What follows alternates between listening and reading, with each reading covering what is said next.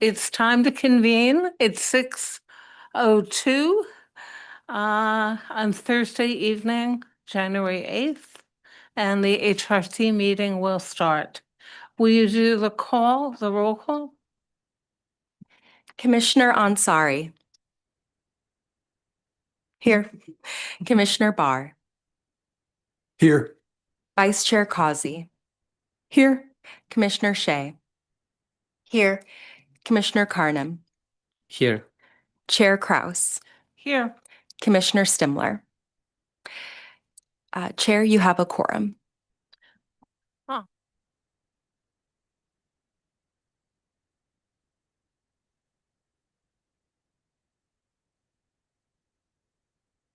Darn. Minka, where are you? Can we call, please, for public comment for things not on the agenda? Elena? Is there any public comment online? If so, please raise your hand.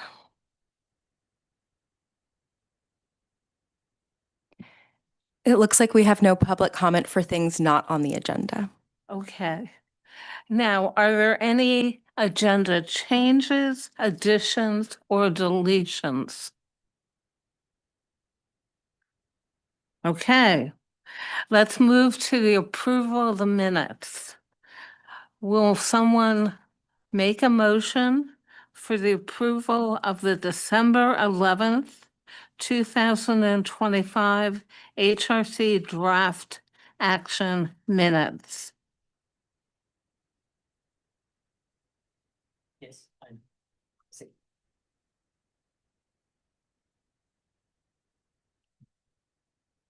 I will second. Thank you. So we have a first from Shritanan and we have a second from Don Barr. Let's call the vote. Yes. Commissioner Ansari. Aye. Commissioner Barr. Aye. Vice Chair Causey. Aye. Commissioner Shea. Aye. Commissioner Carnum. Aye. Chair Kraus. Aye. All right, the minutes are approved.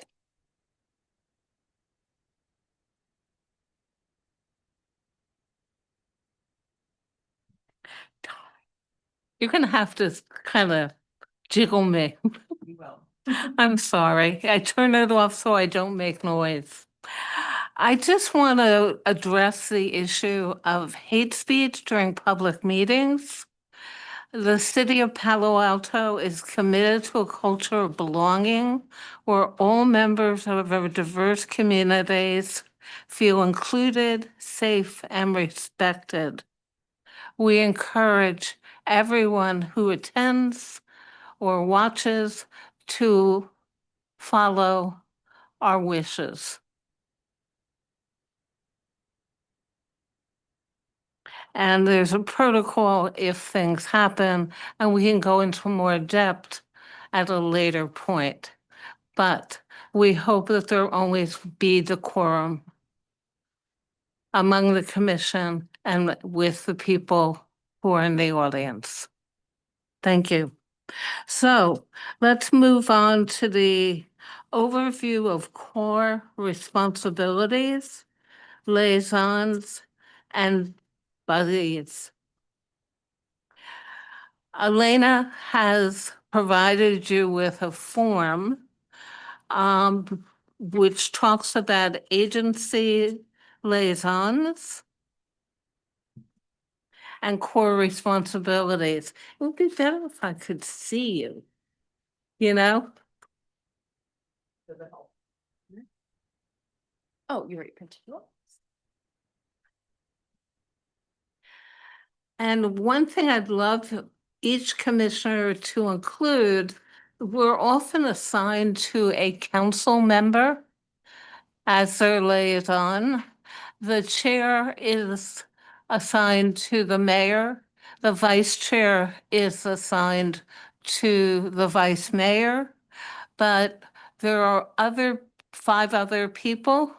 And if you have someone that you would like to work with, would you write that on the form? If there's somebody you have a particular wish to know better or to work with, I'd love to know your wishes. So our core responsibilities are the agency liaisons, and we'll talk about that when we move to the next topic. So I'd like you to look through the Avanitas information. We've always had a relationship to Project Sentinel, who are the mediation group, the Palo Alto Police Department, Project Safety Net, and long-term, Mary Kate, Minka, Melissa sitting in the corner, have had a long-term relationship to the RV dweller meetings that are hosted by one of the deans from Stanford. Don comes now. So that's the sentiment. Now, in our core responsibility area, we deal with funding. So there are 3 funding groups. The core funding is the city revenues that are allocated to the grantees that are the NGOs that provide services to those that are most vulnerable. And in the past, we've had almost 30. I think the last round was 28-2. And so that's what's called HISRAP. It's a long word to talk about the NGOs that provide services for the city. Then there's the community development block grants. And those are federal. I don't know how they'll change in the year to come or the current year. I just don't know. But that's allocations that come from federal government. And then we have an emerging needs fund, which help us with some of the issues that pop up, or people that, for example, we needed car service or mechanical assistance. There have been many needs. I know that Christina, you're much more familiar with the grants that were made this year because I did not sit on that. Would you like to tell the commission a little bit about that? I think there were 5 grants. So I think there's, item, sorry. Melissa will take you, Melissa. Because I was on HISRP. I can tell you all about 22 different grants. Hi, I'm Melissa McDonough, assistant to the city manager. So the next iteration of nonprofit grant issues will be going forward on policy and services next week. So we'll have a lot more information then.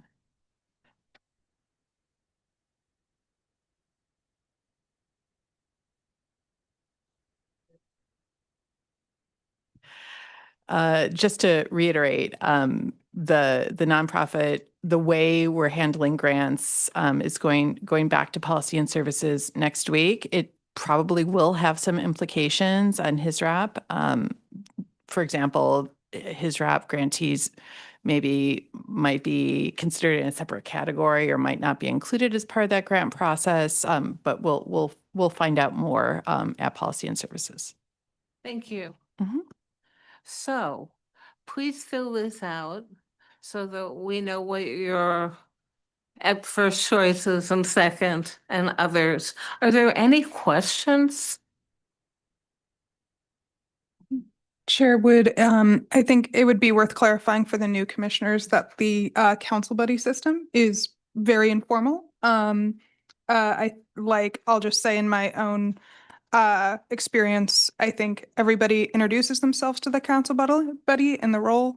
And I know in my case with my past council buddies, sometimes they want to meet regularly, sometimes they don't, sometimes they'll just, I know Councilmember Lowing, when he was my council buddy, he reached out once or twice where he was like, you're having a meeting I'm interested in. Could you send me a recap of this HRC? So it's very informal.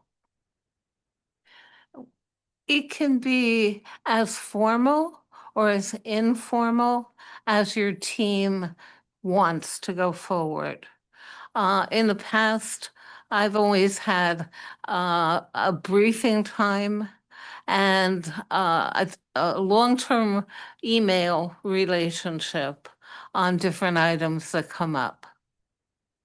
Realize that all emails are discoverable, so make sure you choose your words well. And that's the mode of communication. I text, I email. And it's a good way to learn more about what the city council wants to work on going forward. There'll also, just in that same vein, there'll be a state of the city address coming up.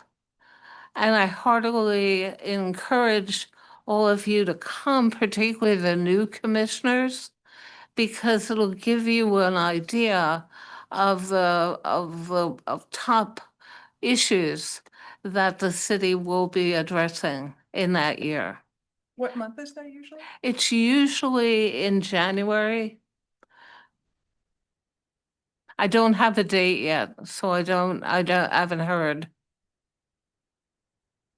There isn't a date yet, so we can get back to you guys with that. Yeah, exactly. And maybe Elena will send out an email to the commissioners. Do we have any questions?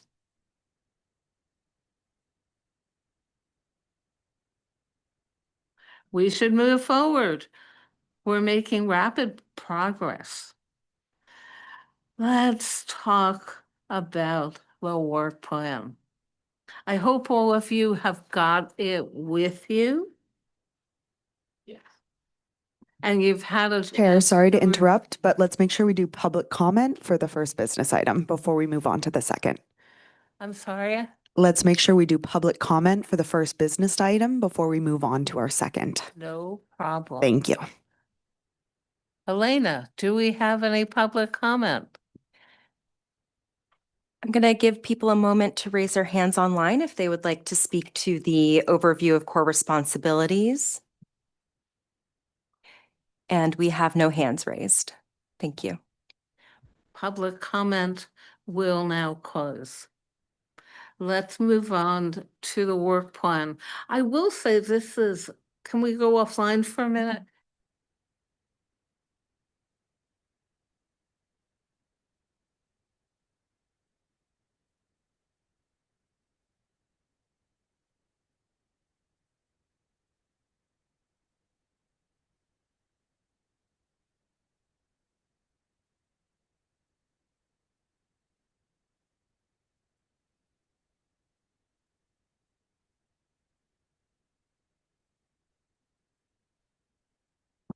Okay, let's go on to the work plan. And let's talk about the HRC mission. Let's review. It is to promote the just and fair treatment of all people in Palo Alto, particularly our most vulnerable populations, by prompting awareness of issues and enabling conversations that enhance inclusion. The HRC strives to create a community where civility, respect, and responsible actions are in the norm. Are we familiar with the jurisdiction, or should I read it? You did. I can't hear you. Yes, you're familiar. Okay.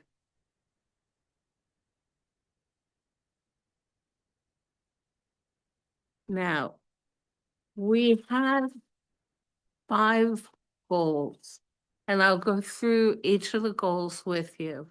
What we'd like to do is to reduce it to 5 goals and assume there was one of the discussions we're having is that goal 5 is methodological.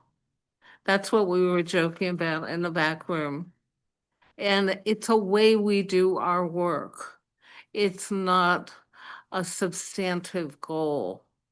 And I'd love to know your thoughts on that.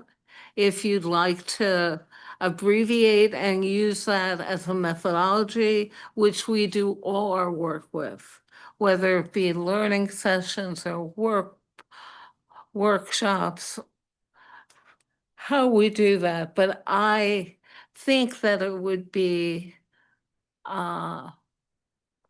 more better if we were more tightly defined and our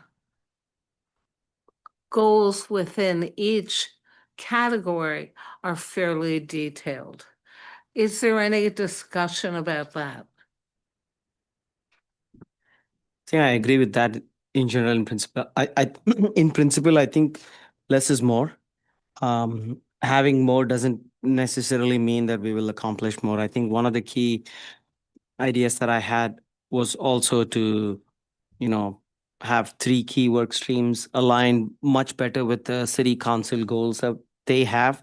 Because I think we can have a lot of goals, but if I was also looking at what does the city council have and stuff like that. I don't want to get into the details of what I think should be the goals, but in general, just having, maximum of 2 or 3 goals and instead of having a broader abstract goals to have a very specific goal, I think it'll be good. I think one of the things that I've observed in the last 6 months is also that we talk about a lot of updates, which are very high level. I think instead, if we can have very specific 3 goals and have some sort of a scorecard that we can all operate on, and subcommittees assigned to those specific goals, metrics, and outcomes, I think that'll be a better use of our time. Thank you. Anybody else? Let's go through the goals in some detail together. Goal 1 is core responsibilities. That's the business of the funding that HRC oversees. Sawa? That's the question. Sorry, just to take a step back. It's my 3rd meeting, so I'm still learning here. We're going over the goals. This is the last work plan, right? Yes. So today we're actually starting from scratch and we will be doing, We're taking the framework and we're making it Honing it. ours. Yep. okay, So what do we have to do this year? Do we want to have Exactly. 5 goals, whereas Michelle says 1 is more like abstract, like having more learning sessions? Do we want to have maybe 3 very specific goals with, set defined outcomes? okay. Thank you so much. Yeah, so I'm sorry, we're both. Thanks. So Sawa, is there a question?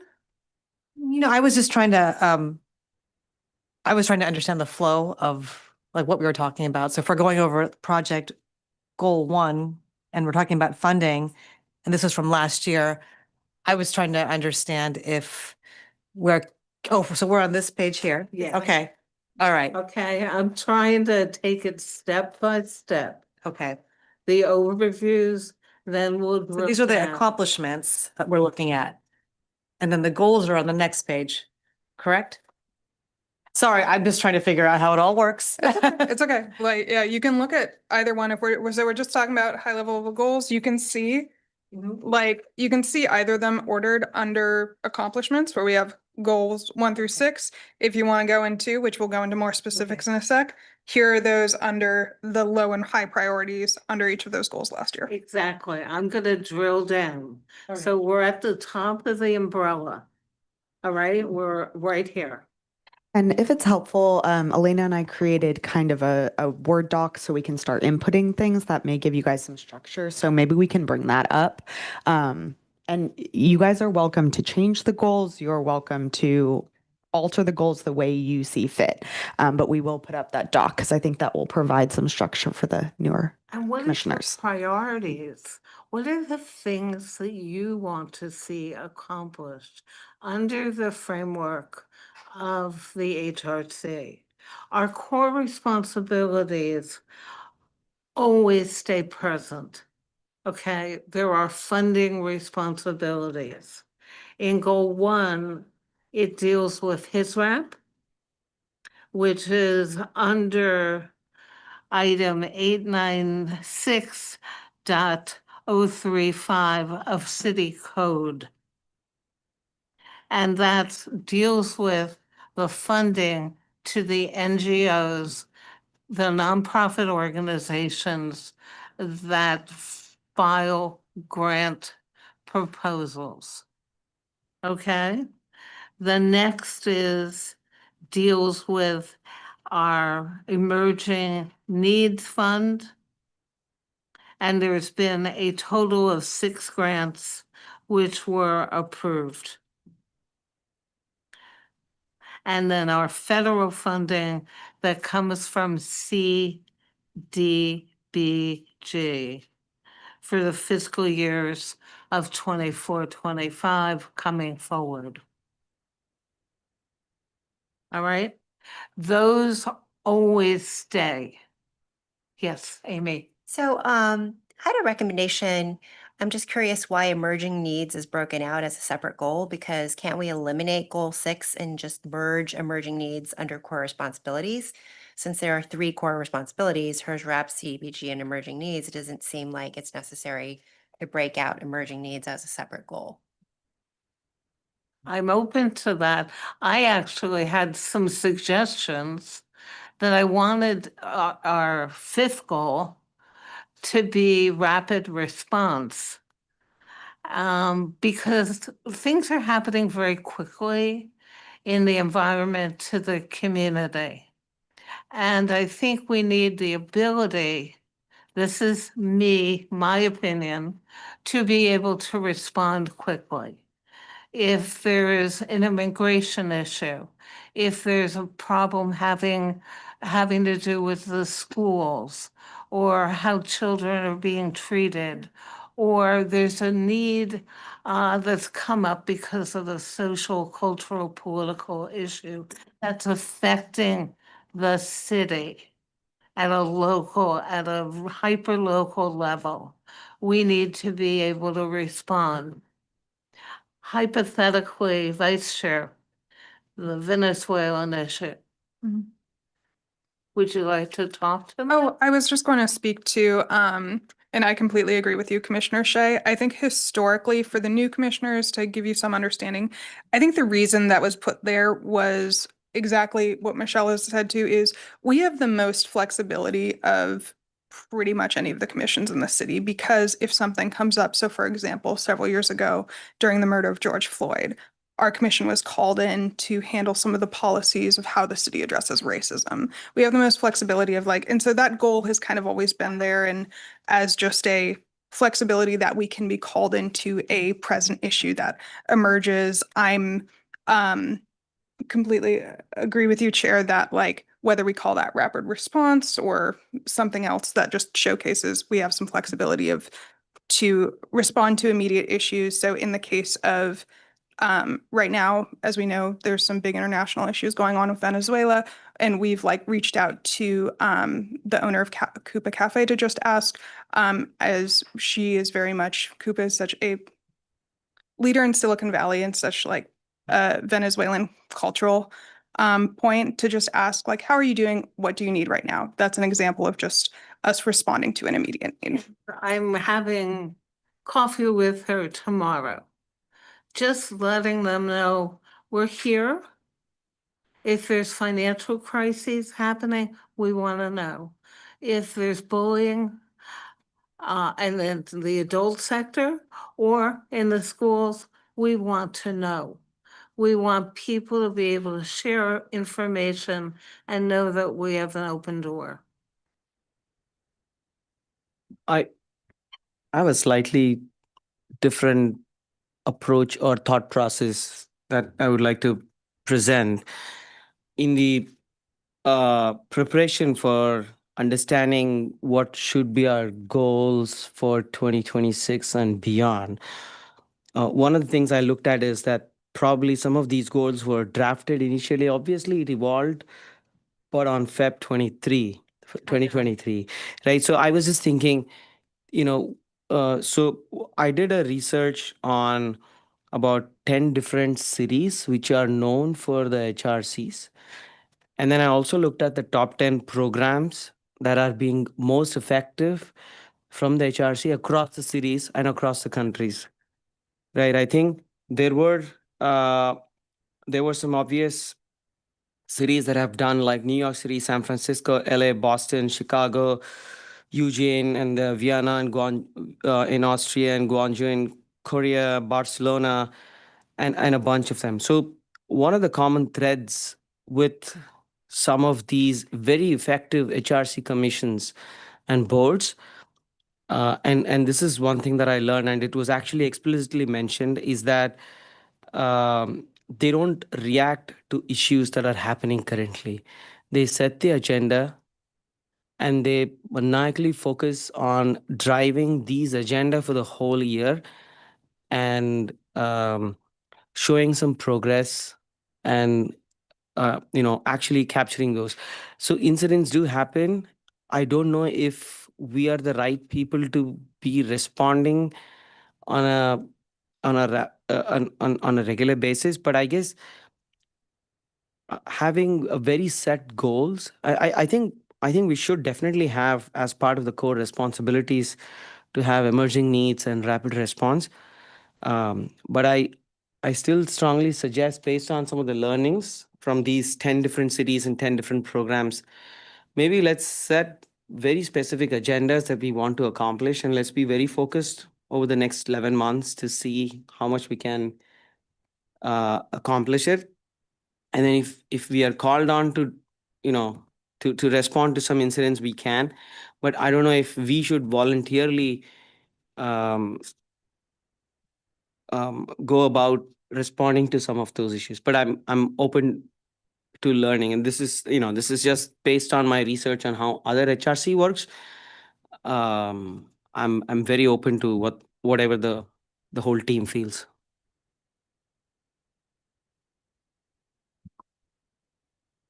Vice Chair?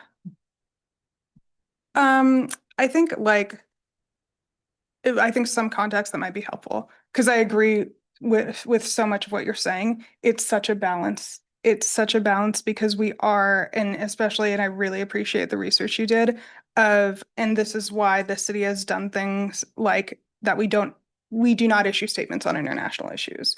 That is not our place. It's that it is walking that line of, and also just for historical context for everybody, when this commission was first formed, they actually used to issue a statement on every international issue, and they stopped doing that because that was completely counterproductive. And I think I just want to acknowledge that as it's the walking the line of, this is an international community. It is, when something happens, residents are very quick to be, it's important that they feel heard. So it's a balance, right? But I want to hear other commissioners' thoughts. Done. Yeah, I would like to bring up an issue regarding goal number 5, the housing, because it doesn't, well, this was done before, but it does not reference the fact that the city of Palo Alto is under a huge demand from the state regarding our housing element. And we have to approve 6,000 housing units by 2031. And the city council is talking about using downtown parking lots for housing.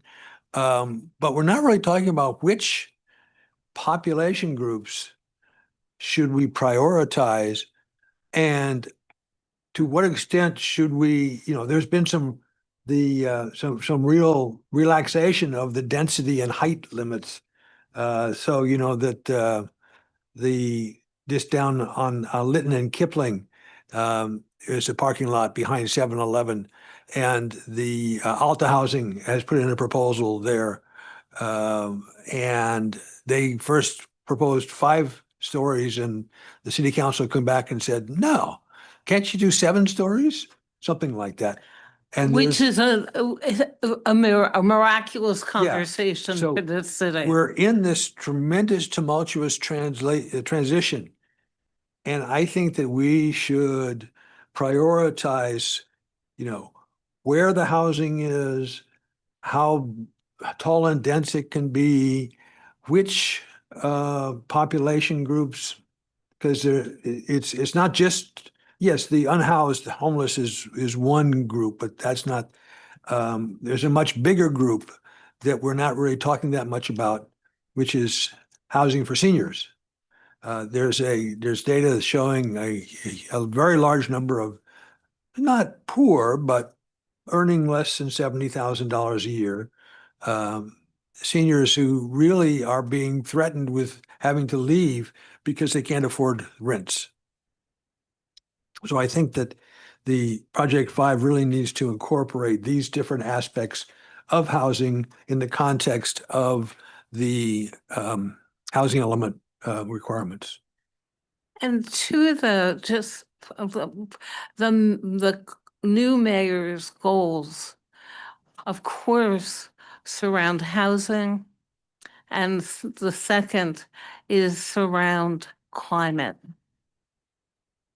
And so we may do some thinking together of how we're in sync with this current mayor and the plans going forward.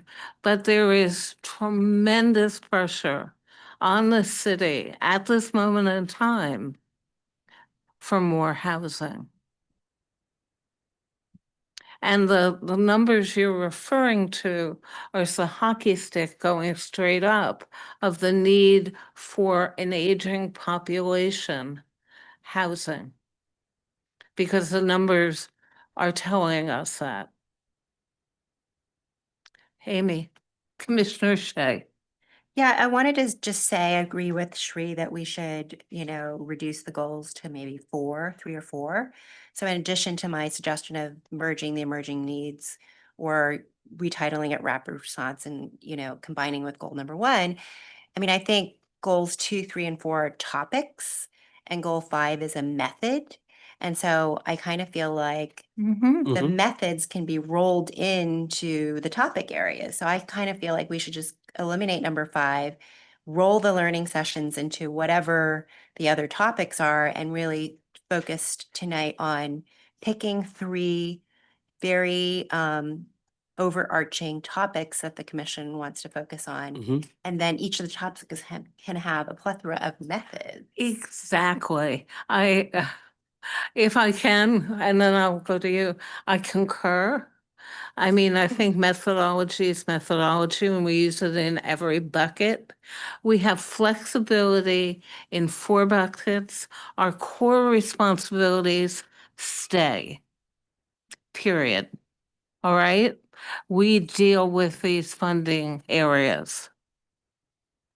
And maybe there'll be new funding areas that we haven't dreamt up. Yes, Don.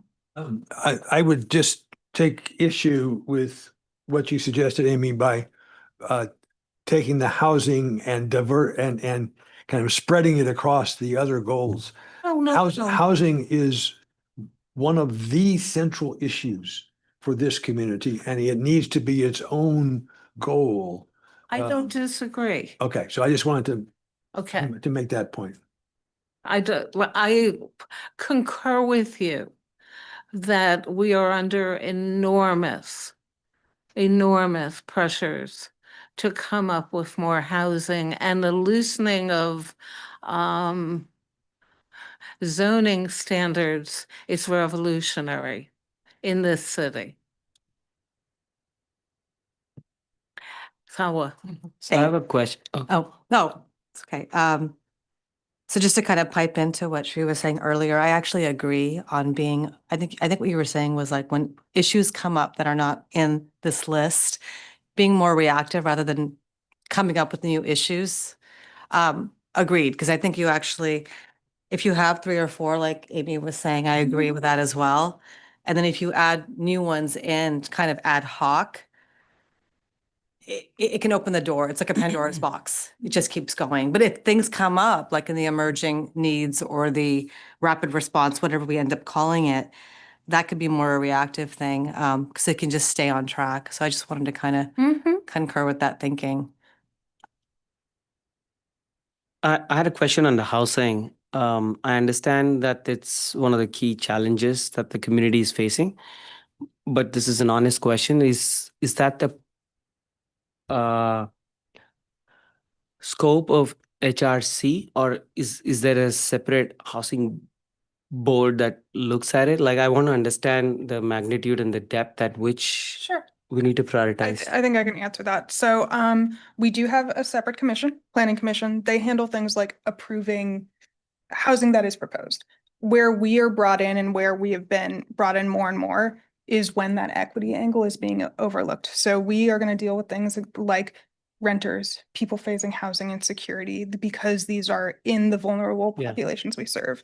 I don't want to get ahead of ourselves, but I was just going to say one of the things that I was just going to propose tonight was just making sure we're brought into housing discussions where it's appropriate. So like you're on the downtown housing plan group. I know that's probably going to be shifted to an SB 79 implementation group. The Stanford GUP is going to come back.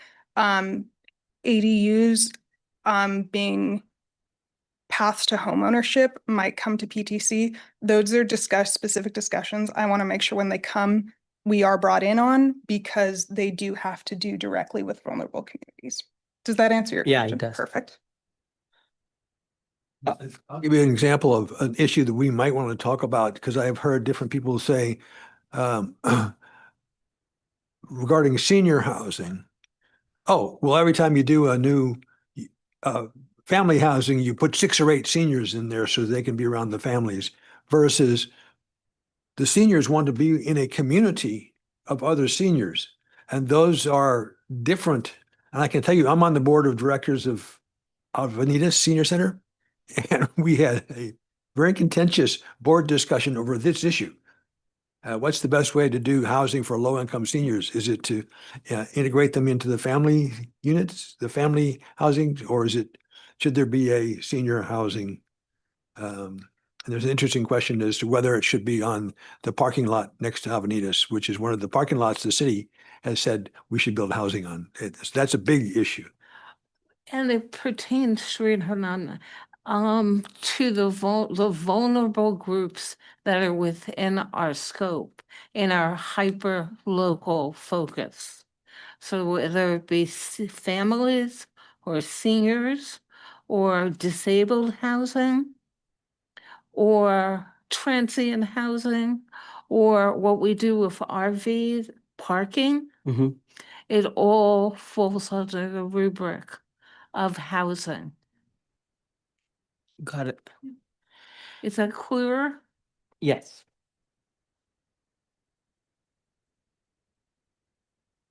Chair, can I make a suggestion? So we Please. have our goals up on the screen. I recommend going back to our goals. So we had inclusion and belonging as goal 2, and maybe discuss how you guys want to include that in your future work plan. But there's 7, and I was trying to make 5, so, okay. We're done. To We're down to 6 for now. Yeah. And if you decide that one does not apply to you guys anymore, that's completely fine. Okay. Inclusion and belonging Should, is a very important concept in the Kingdom of California. It is not something that's being federally funded long-term. How do we deal with those issues? Do we keep it as a separate category? So we're dealing with the vulnerable populations, and it's part of our core being to be inclusive. and have communities, discussions? Or do we fold it into other things that are functional specifics that we are concerned with? What do I mean by that? Housing, that's a functional specific. Public safety, it's a very functional specific.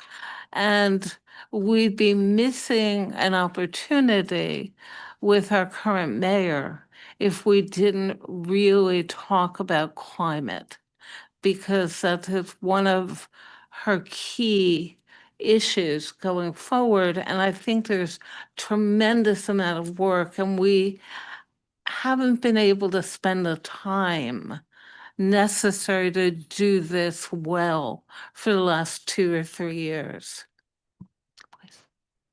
Just a question, how it all works.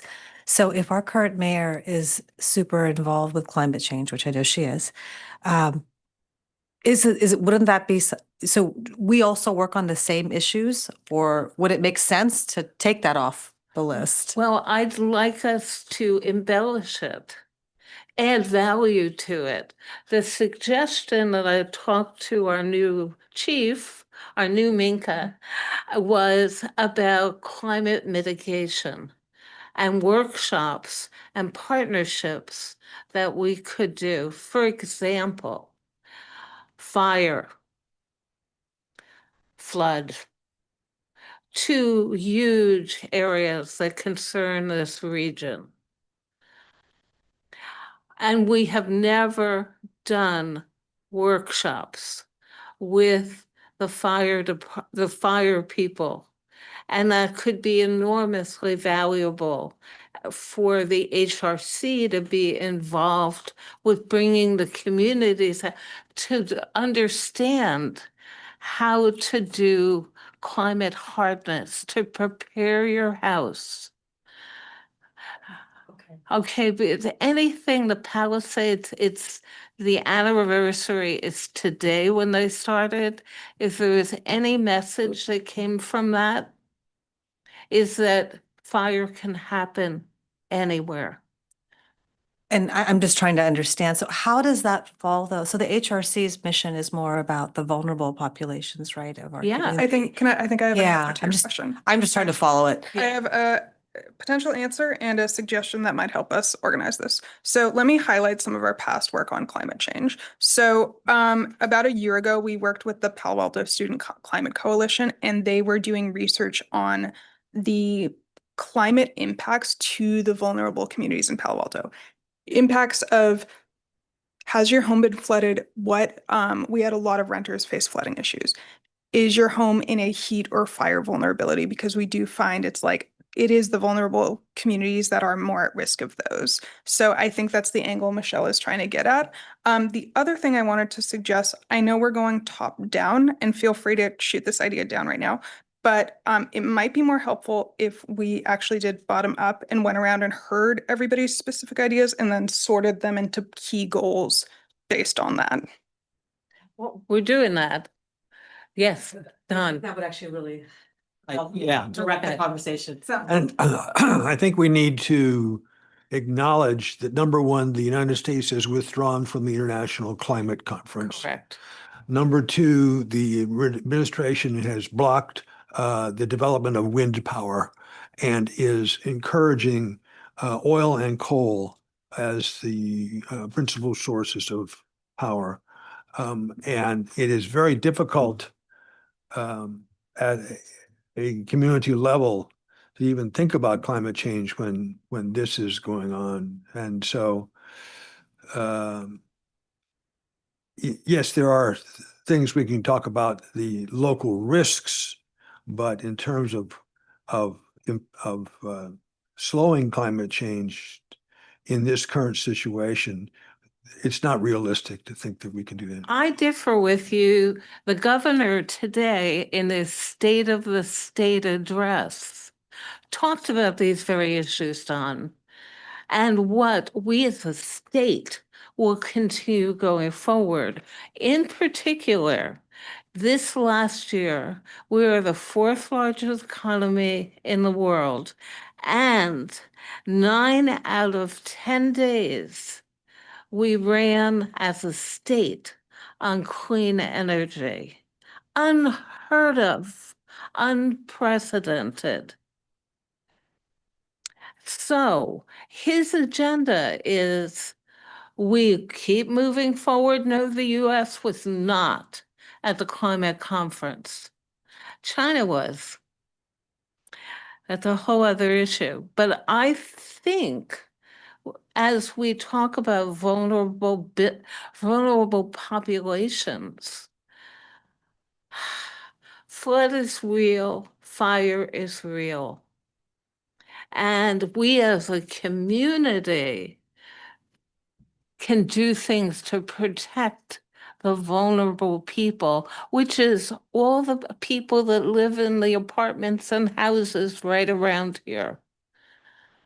And the governor also addressed all the work they're doing at the state level for rewarding hard mitigation in home insurance rates, giving rewards for hard mitigation to encourage people to cut back their foliage.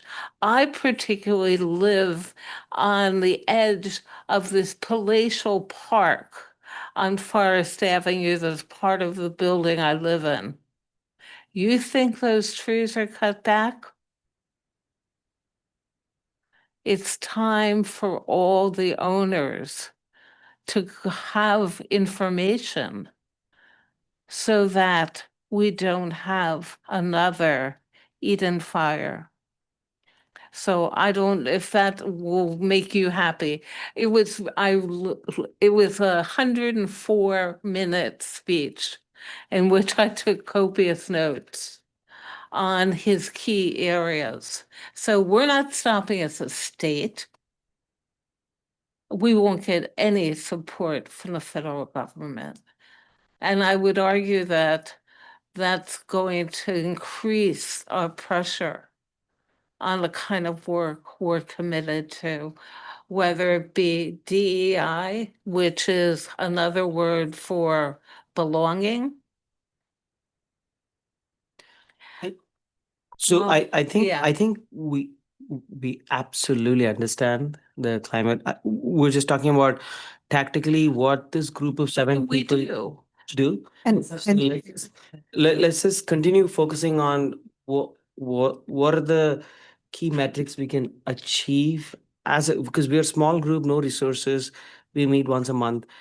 What is it that truly we can accomplish as a group, which will make a difference to our community? So I was gonna, yeah, I was gonna jump in and just say like, and let me just ground the climate change conversation, and we can also see the direction that Mayor Vinker wants to go in. But I wanted to give some pragmatic examples of things that the city has worked on related to climate change, which we might be brought in on. So one of the things this commission has talked about before is like, oh, subsidies for families related to climate change. For example, if you want to do environmentally friendly upgrades to your home, which are better for for health.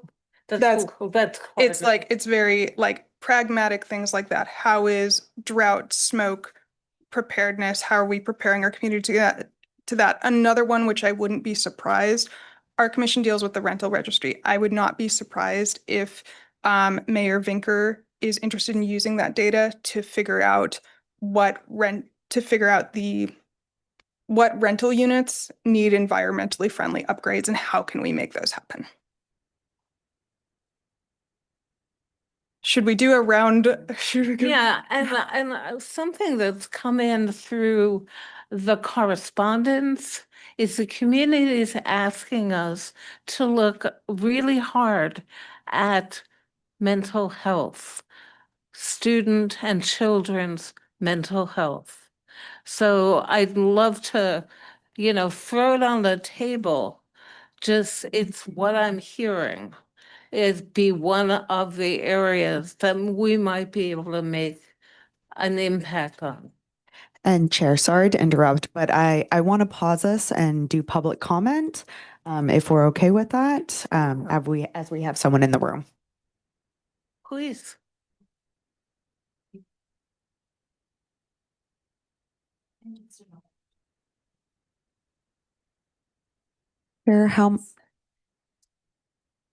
I'm sorry. Chair, you can decide how long she has to speak. Oh, 3 minutes, please. Fancy. Thank you all, and thank you for allowing the public comments. As some of you know, because I've met you before, but my name's Mary Lucas. I lost a son to suicide 8 years ago, and I have a pretty active action group here in town. So I am involved in sort of all elements. It's not my full-time job. It's just my passion. So thank you for bringing it up. So I thought that the lack of this topic on the initial working group documents was upsetting, to be honest, and very disheartening. And I don't blame anybody, sort of thing. But I look at lots of times at things like this as like our community hasn't sort of really accepted that we are in a crisis. We have a suicide epidemic in this country. 20% of students at Palo Alto high schools have suicide plans. 10% will try, unfortunately, 2 to 3-ish will die. And so I say lots of times at school board meetings that if I put cancer in place of behavioral health, this town would be flipping out if you thought that 20% of high schoolers were going to get cancer. So I very much ask that you make it a high priority, if not the very top of the list, but a very high priority. They are probably the most vulnerable community out there because it's a large vulnerable community, and they're often the least seen because you can't tell when you look at somebody like what is going on. I was involved in the JED Foundation and had meetings when they came here. I do believe that will be a good outlet, but part of me starting my action group is that I think that every person in this town like needs to make it part of their mindset and to do everything they can do to do it. So I encourage this committee to put it, it is a very important topic, but also that maybe when Jed comes back to the city with different suggestions that, the city can help make this a community response, because that's the way it's going to change, is to get the community involved and get everybody thinking about that my kid is as important as your kid and we're all in a community together. So I don't know how the JED thing's going to like roll out and pass down and all that kind of thing.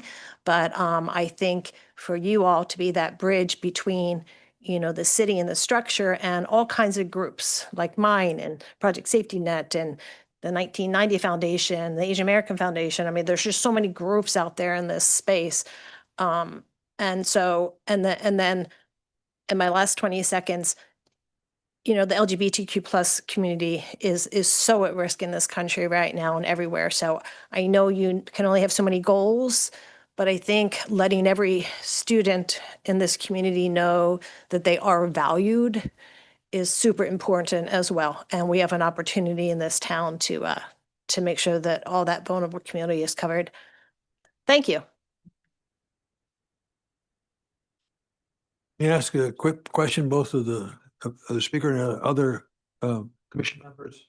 Should we perhaps relabel this not as public health, but as community mental health? Public health includes heart. Well, that was obesity, COVID. diabetes, Yeah. so on. And I'm wondering if we shouldn't keep the project goal, but relabel it as community mental health. And I just got to pause us to make sure that we do not have any other public comment before we move on. But thank you, Don. If you are online and would like to make public comment, please raise your hand at this time.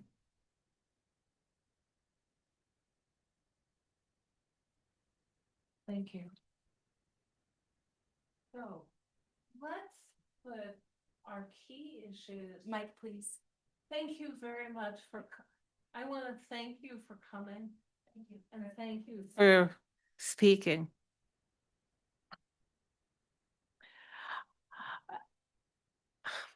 I'm so touched by what you said, but that's a whole other discussion. there are so many groups that are at risk right now. We're seeing a rise in violence in the LGBTQ community, in the immigration community, and it goes on. So let's get back to the topic. Shall we start with you, Amy, of key areas that you would like us to focus on? Yeah, I kind of agree with you, Michelle, when you're talking about goal 2, inclusion belonging. I think that DEIBJ should be a part of all the topic areas, and I think it can be rolled into all the other goals. And that does not mean that we don't care about it. It's just that it's not a standalone goal. So that would be my recommendation. And then I think that we should have 3 goals, 3 additional goals in addition to core responsibilities. And so I do like housing, economic justice, and development. I think that public safety and community health could be rolled in together. And I like climate change. So those would be my recommendations. So you'd have 4 overarching goals. One is core responsibilities, and the 3 others that I just mentioned. So that's my recommendation. Public safety and Community health instead of community mental health, because I think it's a little bit of a larger frame. And then the other 3. So those are just my suggestions. And commissioners, if we can slow down just a tad so Elena can keep up with taking notes, that would be great. I had some notes. I'm writing. But anyway, Sawa. Thank you. I actually think that's great. I think those 4 goals make sense. Community health, I actually agree that there should be maybe specific, it should be named the mental health. Maybe it's because I have an 8th grader and it's a big concern. I mean, if there's room for with the language, just playing with the language. As far as like ideas go, I kind of came with a little bit more of a tactical idea, less around the framework of the work plan. And it can fit into a lot of it. It's kind of broad. I've only attended, this is my 3rd meeting. The first 2 meetings that I've seen, we've had amazing nonprofit and service providers come and speak. Very, very enlightening, inspiring, amazing. And then I would leave and just wonder, what are we supposed to do with this? You know, I wasn't sure what the next steps were. Like, how do we help them? What do they need from us? What are we allowed to do? And so I started thinking about that. And I don't know, a thought that I had, that, and, you know, and I have a background in nonprofit, and I ran development, and I would do a lot of events. And I've actually worked with Kristen on an event for the city, so I kind of know how it works and how to put one together.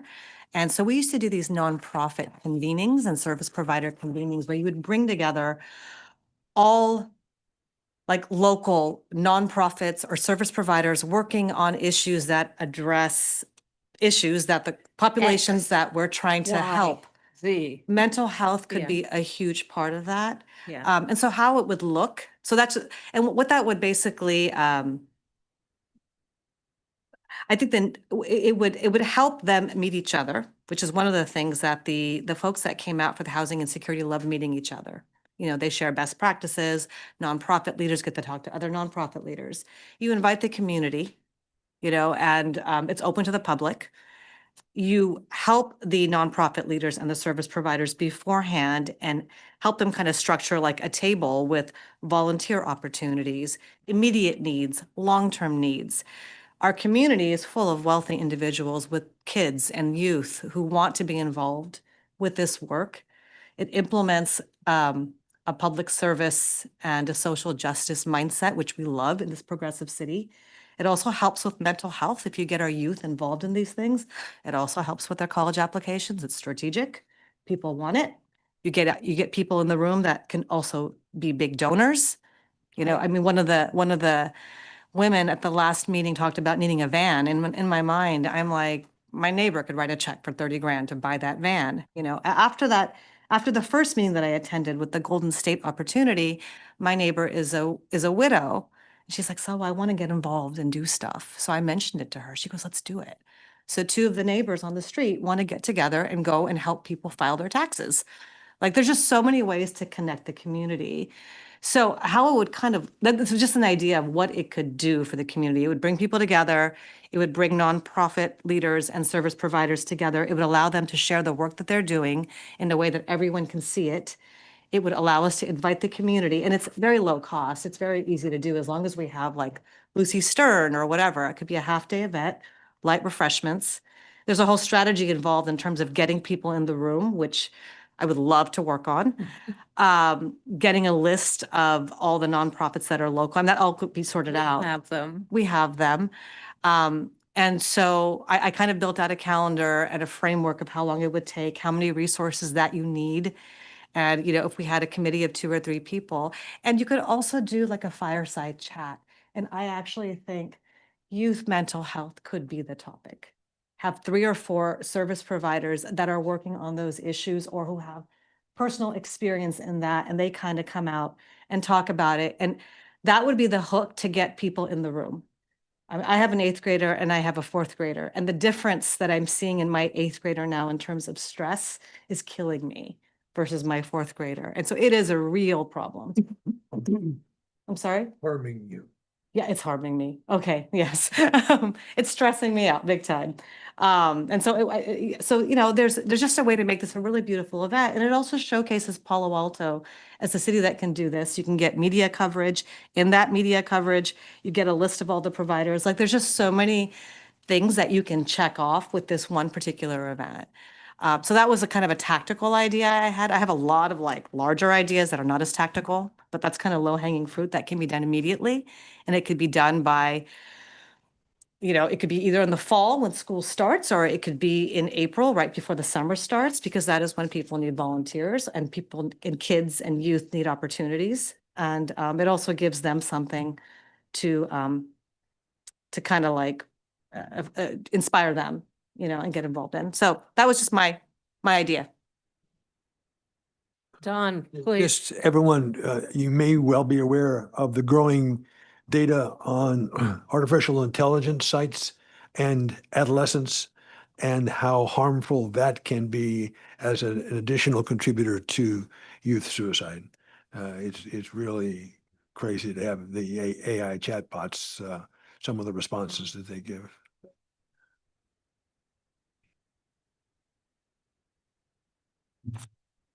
I actually have a prepared recommendation for HRC to look at. Do you want the printout? I want to read. I can read it from my screen. Chair and fellow commissioners, over the last 6 months, I've taken a step back to analyze not just where we are, but where high-performing HRC commissions are heading globally. I've conducted a deep dive research project benchmarking us against the top 5 most effective HRCs in the world. And the goal was very simple, to find out how they move from the current advisory role that we have into delivering measurable community impact. What I found is that the best commissions don't react to issues. They actually build the infrastructure for equity. And frankly, looking at our current state, we have some structural gaps within our HRC commissions. We are often reactive, and our agenda management lacks a very clear pipeline from community concern to policy deliverables. I propose in 2026 for us to shift that and close those gaps. So by analyzing the models from New York City, LA, Vienna, Barcelona, and Guangzhou, I think here is how they're doing it. We've moved awareness to structural, maybe I can share some of these research so I don't have to go through that. But why does it matter now? Because we see the tension on our own streets. Just the El Camino from the beginning of Palo Alto to the end, from town and country to the Tesla showroom. The energy is nowhere to go but on sidewalks. We see those protests every weekend, sometimes even in midweek. we do lack a structured mechanism to channel those civic passion into productive dialogue or policies. And I've attended about half a dozen youth mental health meetings in the last 3 or 4 months, and I think we've, as a citizens of Palo Alto, we've just accepted that the youth suicide happens, and we're not like it's very shocking that we have all the resources in the world and we're ignoring those in my point of view. So I think we have to move away from this town hall style of engagement to more collaborative style, and we need to embody that. So the three key work streams to sort of manage this from my perspective is to, one, have the community dialogue addressing the protest that also addresses some of sort of reacting to what's happening currently. And I touched upon in my research on how Barcelona, as an example, has a digital platform of 30,000 people, where we have one person now sitting in the room, but 30,000 people are actually voicing their opinion, voting what the agenda should be, voting on the CDRG and HSRP and other budgets and stuff like that. So we need to figure out how do we engage the community itself, and have a dialogue with them. And then the second, I think um, Palo Alto is famous for one thing, which is technology. And I think we use a lot less of technology and tools within the HRC, at least that I've seen in the last 6 months. I think we should be leading the governance of these conversations. I propose a subcommittee dedicated and focused on AI equity, and the outcome and the deliverable that we should be driving is some sort of AI Bill of Rights for the citizens. And whatever we do here in this city of Palo Alto will sort of become the global governance for how the AI will work, and that should have inclusion and diversity and some of the other measures. And we have all the resources, the people, the tech, the companies, everyone. And I think we should have our community participate in it, and we need to have every company which is registered in, or which is in Palo Alto, to pledge for regular auditing, for regular maintenance, and for you know of those, how the AI is used, what biases have they discovered and how they have corrected, and so on. And the third is a direct alignment with the council priorities, which is housing, climate, and economic resources. And we so I think the fair chance housing is one of the key issues that we've all spoken about, and there is absolutely no doubt that we need to be helping on those, but we need to figure out how to formalize those councils' housing goals, not necessarily in terms of what HRP does or other resources. To wrap up, in conclusion, I think I'm asking us to modernize and move to some sort of um, update how we work. Let's have clear plan, and I think we have 2 or 3 very key issues very specific to Palo Alto. One is youth mental health, and the second one is all the protest and people having lack of channels to participate. Uh, so I think it could be methods, it could be I don't know, but I feel like less is again, like having things like public safety. It's so broad, and it just doesn't make sense, because we won't in the end accomplish anything. If it's just few listening sessions, as opposed to, again, moving from advisory to actually helping, driving, crafting policies might be helpful. That's sort of what I've learned. That's my opinion. Thanks. Sorry, got distracted for 1 minute. Yeah. I hate to tell you, but public safety is where we've accomplished so much this last year and a half. and with real meetings, real convenings, real communities coming together. And I think we've changed policy. And we've grown stronger relationships with law enforcement than I think we've had in the past. I think that Commissioner Darrell Savage really pioneered our strong relationship with the Palo Alto Police Department and the FBI, but it's even gotten stronger with our current chief and our assistant chief.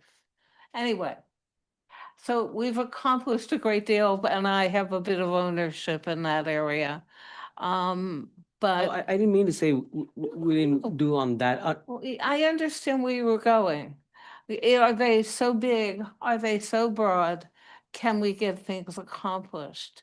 Here's what I see listening around the room of the commonality, what's happened. I understand where, I mean, I like where Commissioner Shea is going, because there should be things that are part and parcel of every area we work in. DEI belonging should be part of every area we work with, as well as the approaches and the methodologies and the outreach that Commissioner Ansari is talking about. But now I'm listening to Commissioner Barr, and it's about a functional area. It's housing, housing. It's housing over and over and over again. So I'm hearing you're saying we need a better approach and less is more. I'm not sure how I can summarize what you're thinking right now. Well, I want you to step. I haven't shared all my ideas yet, so why don't I step in right now and just take it from there? Got a little list, so I'll run through. Some are bigger, some are smaller. Under public safety, over by Escondido Elementary School is a community. This is a school with a lot of underrepresented Black and Brown students. They have a very unsafe street over there, and we have a lot of parents who've been trying to speak out to get the street safer, to get a crosswalk put in. If there's a role that we can play in making that happen, would love to be a part of that. Next, under youth mental health. Right now, I know that Project Safety Net would really like to be a convener of many people and many stakeholders in the area, to make sure there is a baseline education on suicide prevention and youth mental health. I'm going to ask whoever is the liaison to that to like make sure that we are looped in and getting represented at that when they have that regular convening. I know Project Safety Net is also interested in presenting to us on suicide prevention and youth mental health. I would like us to look at the findings of the 2024 Blue Ribbon Youth Mental Health Task Force and see if there's any areas of that that haven't been accomplished that we can build off of. The first Project Safety Net meeting that I ever went to was on the importance of how civic engagement supports youth mental health. And right now, there is a group of students who are really interested in lowering the voting age in city elections, and I would love to have them come and present to us. I think that'd be a great opportunity for them. Next, under supporting LGBT youth, I would really like us to host a day for LGBT youth and allies at City Hall, where right now this is a time where the federal government is pushing down LGBT youth so much, and I would love to have a day where we open up City Hall to LGBT youth and their families and be like, actually, you can have a very successful job in city government, and you can run for council. These are all the ways you can go into this leadership role. I know there is a big interest in having a Pride festival or of some sort of Pride event. I'm still thinking about the role we could potentially play in that. If I would love for us to work on that. I'm not sure the specific thing I want us to accomplish, whether that's convening many LGBT nonprofits. The other part of that, I know there is a deep need, and this is also mentioned in the findings of the Youth Mental Health Task Force. There's a deep need for a North County LGBT Resource Center. I don't know if we want to give the county a nudge about if there's a conversation around that we can be brought into. And then, so last things around housing, like I said earlier, I believe that the downtown housing group might be converted to an SB 79 implementation group, which we should still have a voice on.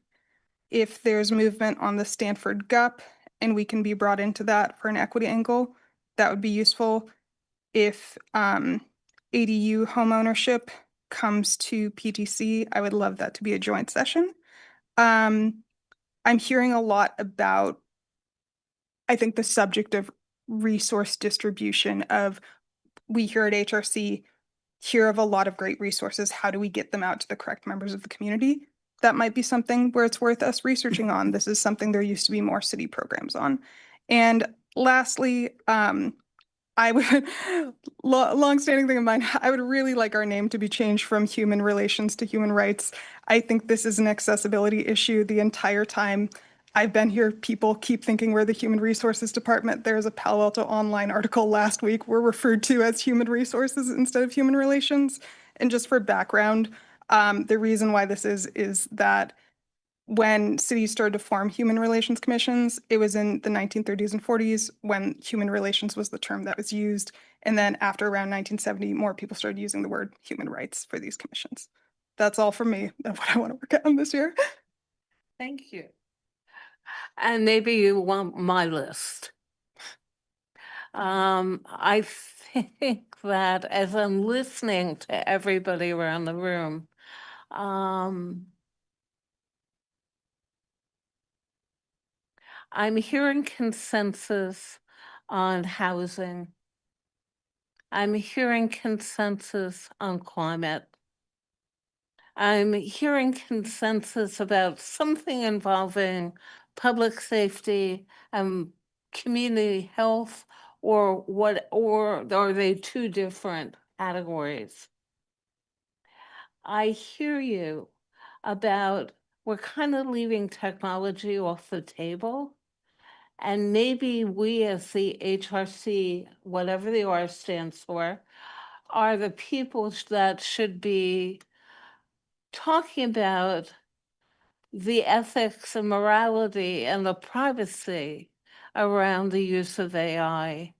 And our own state senator just passed a bill, Josh Becker, that has the toughest privacy standards that went into effect January 1st for the country, as quoted by the Washington Post and New York Times.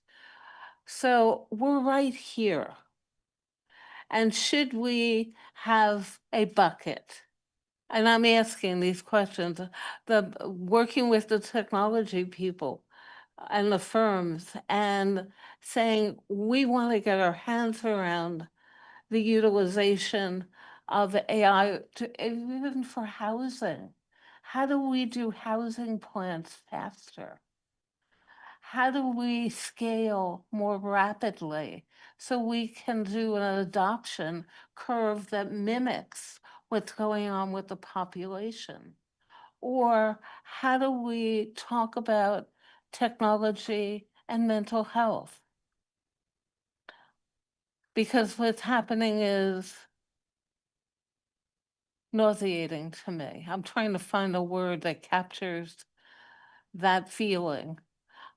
So maybe I have 5 buckets again, and one's housing, one's climate, one's public safety and mental health, or community health, or I don't know what to call it. We'll figure this out.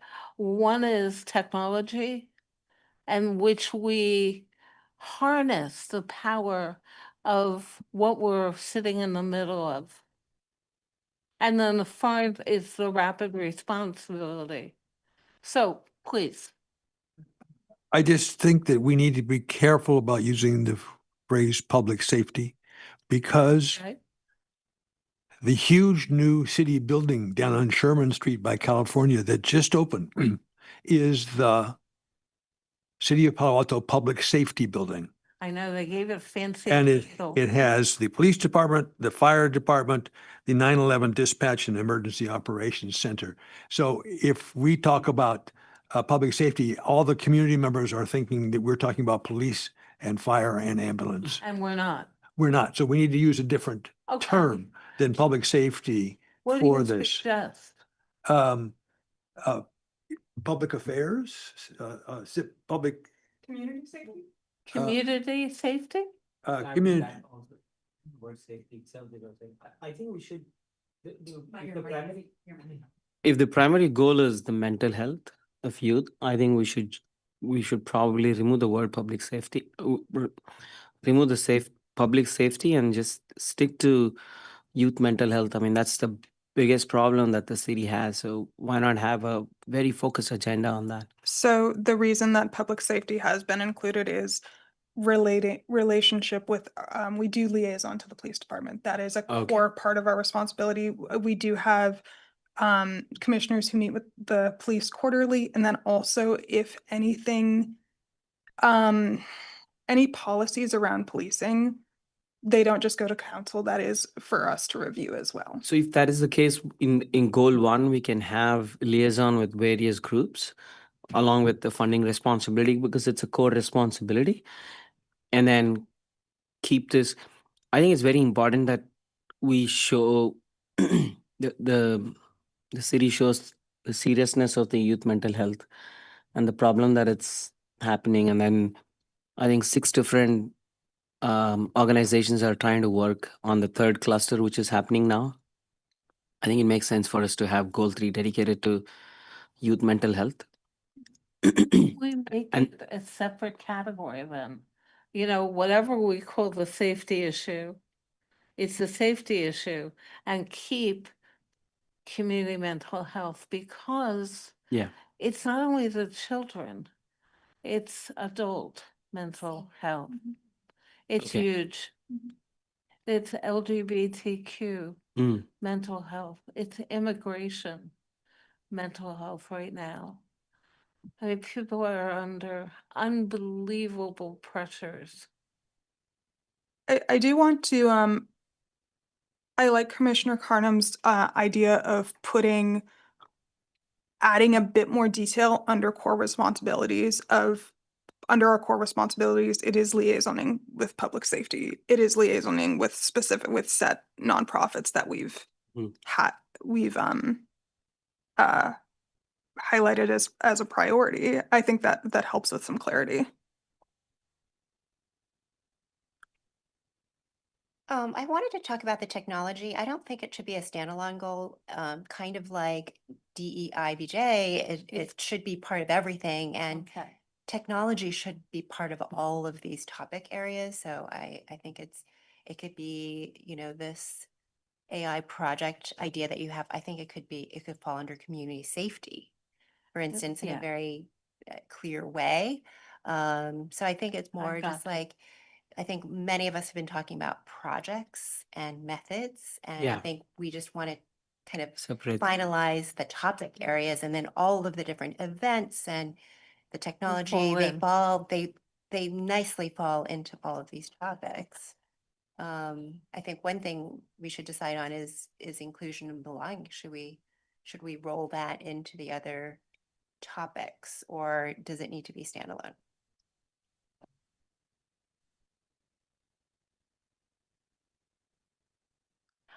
I think we also need to now look at prioritization and metrics to see what we can actually accomplish in 2026.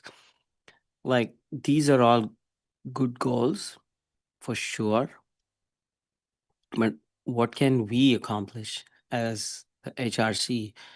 And then if there are few things that are really big and maybe we won't be able to accommodate, then we should I'm not calling deprioritization, but it's just out of the scope for this year for HRC. Sure.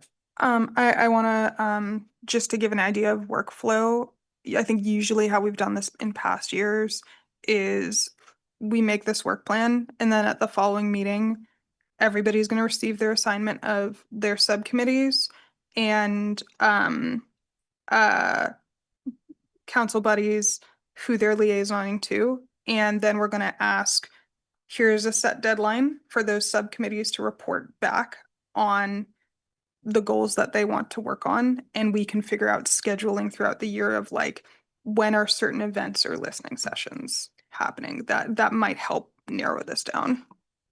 Right. I was more suggesting in terms of if we want to keep few things on the agenda as a work plan, we need to decide what we are going to accomplish. If the end goal is not, we're not sure of it, then it's just going to be there for a long time. Okay. I think we're debating around goal 2. And is that part and parcel of the other things that we do that are part of the standards that we hold ourselves to?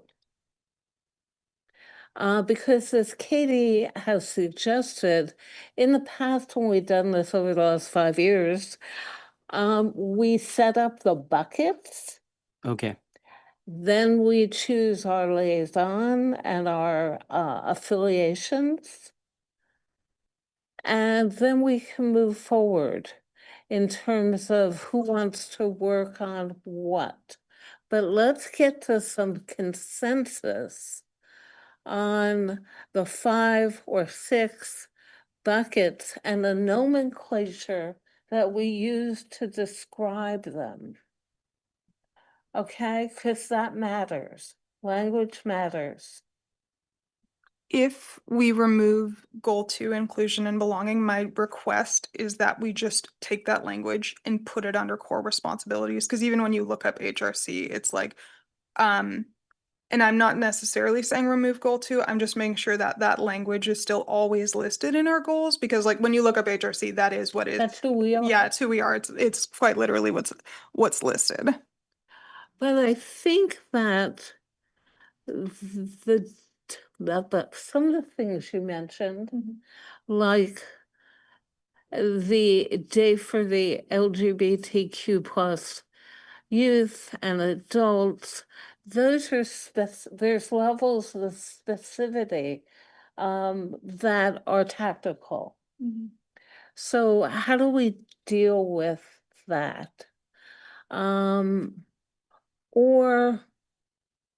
because I see it housing, Sophie, you've put in economic justice and development, and that's also part of inclusion and belonging.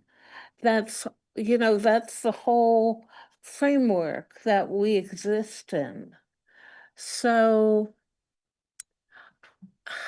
I would agree. I'm sorry, didn't I? what? I didn't mean to interrupt you. No, go ahead. Yeah, no, I would agree that, and if we could put inclusion and belonging as part of the core responsibility, it then means that it applies to each of the subsequent goals. And so I would suggest that including inclusion and belonging rather than as a separate goal as one of our core responsibilities.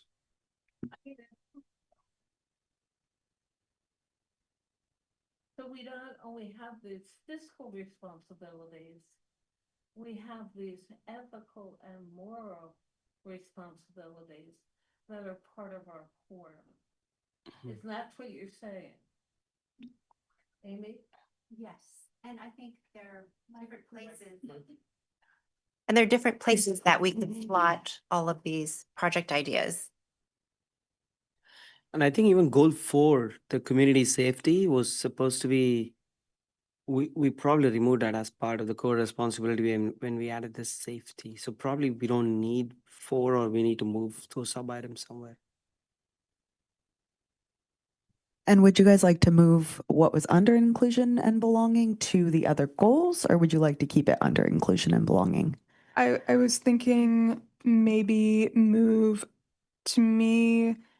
let's move the AI to community safety. Let's put lowering the voting age under community mental health.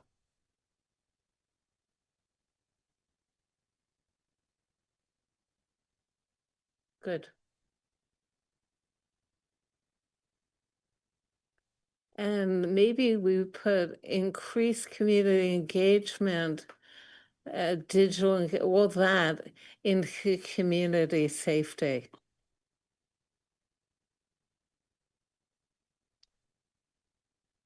Do we want to move the what's under climate change into community safety? Oh, I wouldn't. I think the respect we give mental health and housing, it's the respect we give to climate change, regardless of what's happening at the national level, period. Would it also make sense for goal number 3, like community mental health, and add like maybe community development, because it's not like you have the LGBT, like you have other things underneath that, like something like development, like you have the mental health issues under community mental health, but then you also have LGBT and like hosting a day. Also, the facilitate connections between youth mental health providers. What I was suggesting was not just mental health, but was all our nonprofits and service providers within the city, connecting them all. More. But you have to be careful. The community development means building. So Gotcha. community. But some we have- other, we have, some other we phrase. have the community development block grant, CDBG. Do you Okay. want to do And so let's not confuse. do you want to do goal 4 as community safety and engagement? Engagement's a good word, yeah. And then maybe, Okay. You guys It could also fits, think given about what I've done. wellness and belonging, because you have community mental health and community safety and engagement, which sound quite similar. So maybe wellness and belonging as an overarching theme. I think engagement's a good word. I, blah, blah, blah. I'd take engagement out. Oh, So the only reason that I had engagement there was because it's like we are talking about there's that bullet point of increasing community engagement. We are talking about like making resource distribution. kind of activating the community a little bit too, right? So maybe it could be a different word. Okay. I have to think about it, but okay. Okay. How does this work? Like, so after today, we kind of have this like, We have this how does it get framework. finalized? Well, then you fill out your paperwork with your buddies and your liaisons and who your council member of choice is. Then we start setting up the next meeting, the subcommittees. Okay. And then we have dates and calendaring that has to happen. And then we go to work. I do want to point out that in the work plan, we will have to fill out beneficial impacts and priorities Yes. and measures of success. And it seems like you guys have some great overarching goals. I would maybe recommend a break where we are able to look those over individually, and then we could come back in about 10 minutes. Okay. And also in the past, what we've done is, all of this gets put into that nice looking template, and then you would actually vote on it to approve it fully at the next meeting. So at that time, you could make any changes or, kind of, Would it make sense though? So if we've presented an idea and we already have that grid filled out, to just forward that to you? oh, I would love any written, Yeah. yes. So I actually followed the grid with the beneficial impact, the timeline. Please. So I have it all written out. Yeah. Okay. You I have the would empty Excel sheet, love maybe to you can do help me with that. I that. just sent it to everybody. Yeah. Yeah, well, I have a. Oh, you can share it with me. yes, we can actually help you. I understand I have here. that. You can send it to us after the meeting. I now understand it. Let's take a 10-minute break.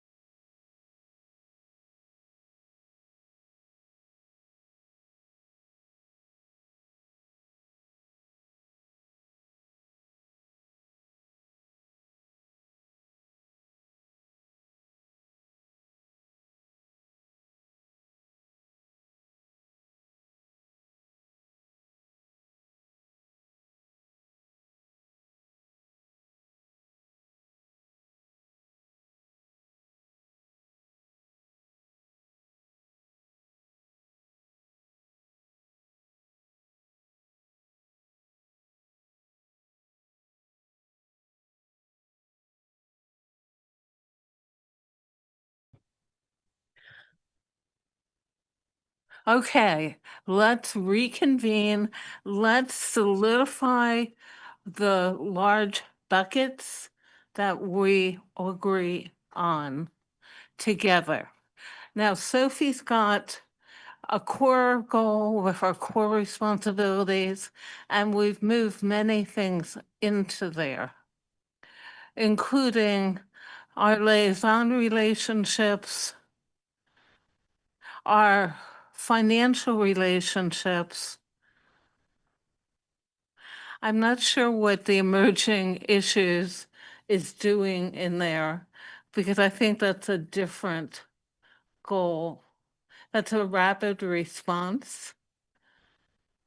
Someone had suggested putting it as a core responsibility because it is something that is constant and I think it complicates things and is confusing. Although if a sudden issue comes up that affects the community, who does the city council want to kind of first take the first step towards exploring it? It's often us. They come, I would like a rapid response, excuse me, Katie. I would like a rapid response capability. And not as a core responsibility, but as, a possibility at the end of our goals. So we can react quickly, but it's not a core responsibility. Do you know what I mean? Would that go under your kind of overarching methods that you do respond quickly to the public? No, it's different. It's substantive. It's not just a methodology. Yeah, What is an example of rapid response that we would do? I can't hear you. Oh, what is an example of the rapid response? Let's just talk about what's going on right now with Venezuela. Katie and I reached out to the Venezuelan community and some of the leadership. We want them to know that we're available and to let us know what their pressing needs. Are they being affected financially? Are they being? Microphone. Oh, you just gotta yell at me. Are they being affected financially? Are their kids being affected in the school systems? We need the ability to respond to public events that are hyperlocal in their impact. So I just want to point out, then we'd be back up to 6 goals. 7. I think they're mislabeled. We're up to, yeah, so we'd be back up to 6 goals. And I wanted to avoid that, right? Exactly. So I think putting rapid response under your core responsibilities gives you that flexibility Do it, and leeway, do it, rather than having a full goal Do it. dedicated to it. do it. I abdicate quickly. It makes sense. So what do we think of where we are? And let's get an overview. How are we feeling about the overview? And then when we're done with that, let's drill down a little bit further. And then let's call it a night. Would it be Amy. helpful if Elena read out the first goal, and then we just went from there, and we can say you guys can agree on the goal and the sub goals that are under it, and then you could move on? Or we could all spend a minute, just read, and then not, someone will raise a voice if they don't agree with something. Chair, how do you feel about that? I couldn't hear it. Sorry. Commissioner is suggesting that we take a moment to read through each of the goals and the sub goals. And if there's anything within a sub goal or overarching goal that is glaringly that you want to change, you can speak to that. And otherwise we would move to approve the recommendations of these 5 goals. No problem. Okay, let's take a minute.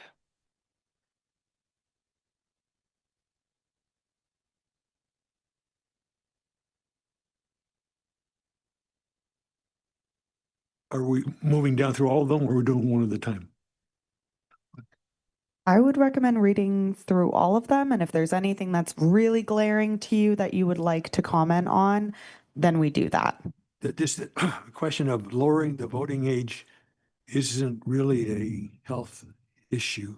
So the reason that I brought that up as a youth mental health issue is that actually it was at a Project Safety Net meeting where they were talking about the core importance of how youth civic engagement supports youth mental health. But I would need to see some data that actually documented that lowering the voting age would increase the mental health or the involvement in mental health of the youth. Sure, sure. I would be I'm also like I would be happy to move that to community engagement. The essentially, and let me see if I can dig up this past report from Project Safety Net, but it was essentially like if you work with youth and show them that what they're doing makes an impact, it makes a policy impact that significantly improves their mental health. Yeah, I think moving it into the community safety and engagement, Yeah. number 3 makes more sense. What voting are we talking about? Is this elections or what? In Palo Alto, City of Palo Alto elections. Okay. Lowering it to what level? There's some cities that have lowered it to age 16. Okay, thanks.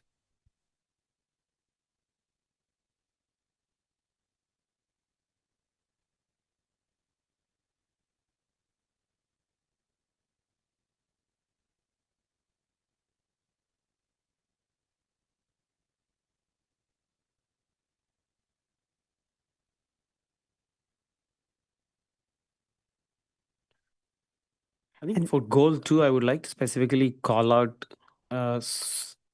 somewhere, not just the youth mental health, but also suicide prevention, because it's one of the key challenges. I think if we can add maybe things like such as suicide prevention. Yeah, thanks. Also under goal 2, the first bullet about facilitating connections. I think that was in response to my suggestion about convening. That was actually more just a kind of a broader nonprofit. So maybe that could go under the youth mental health could be like a major focus of that, but it's like all nonprofits and service providers. So maybe under engagement. I was also going to say that is my alarm to take my anxiety medication. Mental health is important. For move the LGBT bullet point, let's move that to community engagement. Again, mental health can be a part of that, but it's also. All right. Are you guys interested in okay. potentially just combining goal 2 and 3? No, yeah. Yeah, I mean, if we are in cluster 3, we better have a dedicated goal for that. Do you want to specify youth mental health rather than, no? Okay. And I'm sorry, Because we do care about LGBTQ and others, they're all related, but maybe separate. We had during the break. The discussion we had during the break was the fact that I believe 3 adults Alina, I think. LGBTQ committed specific. suicide in this last year. No, I think it should be part of community engagement. Okay. Yeah. But there is also a I understand. correlation, right, that we are trying to address between the youth mental. So this is the angle that I'm coming from, and I'm also speaking as both a young person who grew up during the first 2 clusters, and the first cluster was my freshman year of high school, and also as a member of the LGBT community. Yes, there is a core factor of youth mental health right now. The angle that I wanted to take with this, though, we spend a lot of time talking about resources on here. We can talk about that. I really want to show also LGBT people ways to celebrate, paths to leadership, ways that are also more empowering. That's why I'm kind of having a more engagement focus. I'm cool with having the LGBTQ North County Resource Center under community and mental health. I think, yeah. Sorry. Yes. One thing I did not bring up that I always wonder about, and I have talked to a couple of you about this already. Has there ever been any like data collection of like the past 10 years of funding? Like what issues, like was it primarily mental health, or are we heavily focused on certain areas? Like, is there any strategy to the funding in terms of what buckets that we're focusing on? Is there anyone, like, are there 5 mental health organizations, and are we continuing to fund them year after year? Are they actually having impact? Are they sustained and still existing? Are we making impact in that particular area? Or does it make sense to evaluate the last 10 years of funding and see patterns and metrics? Or I think I've asked you about this, Elena, right? Or maybe not.